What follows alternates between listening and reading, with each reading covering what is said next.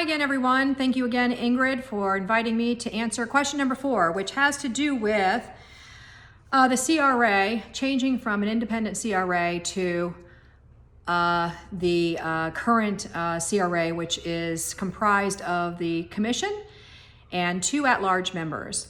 So the question was if we would go back to an independent CRA or keep it as it is. And it would be my recommendation that we should keep things as they are.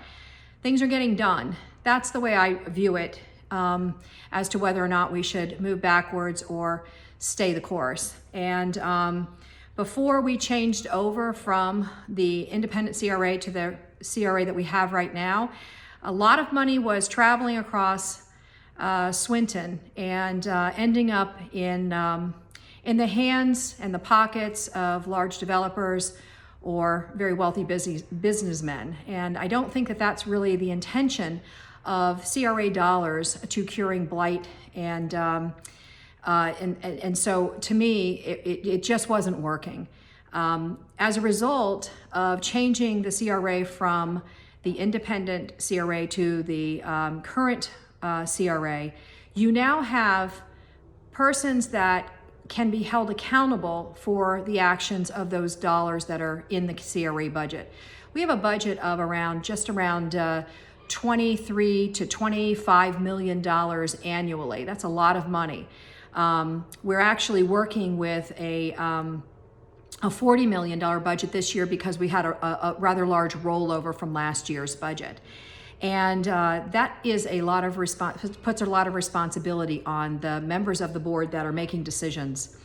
And if we're making poor decisions as a CRA board that is an elected body, the constituency has the opportunity of firing us by not re-electing us. And I think that's important.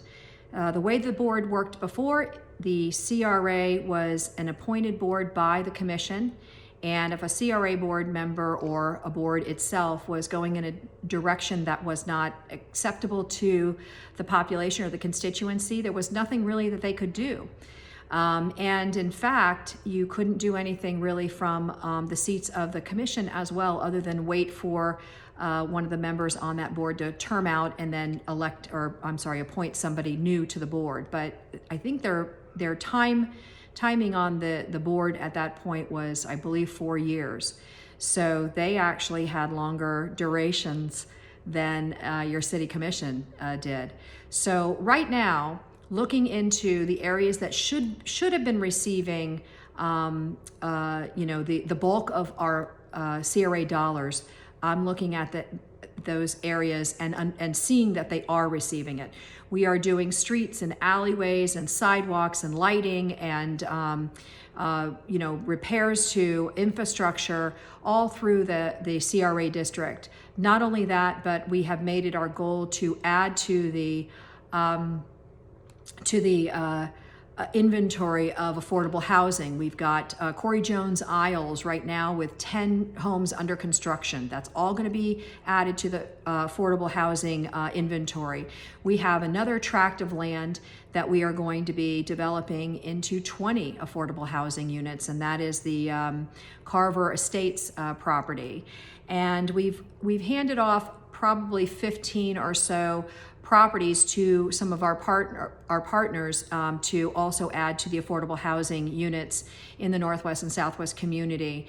And those partners are the CLT, which is the Community Land Trust, and also Habitat for Humanity. So when I'm looking at it from the standpoint of what it is that we are supposed to do, the mission that the CRA has, we're actually meeting that mission. And I'm very pleased with the outcome, and I hope that you are too. It's our job to make sure that we are following the mission of what a CRA should be doing. And so far, I think that the new CRA, as it was designed, is doing just that. And it makes sense because most other cities who have a CRA also have the elected officials as the board members.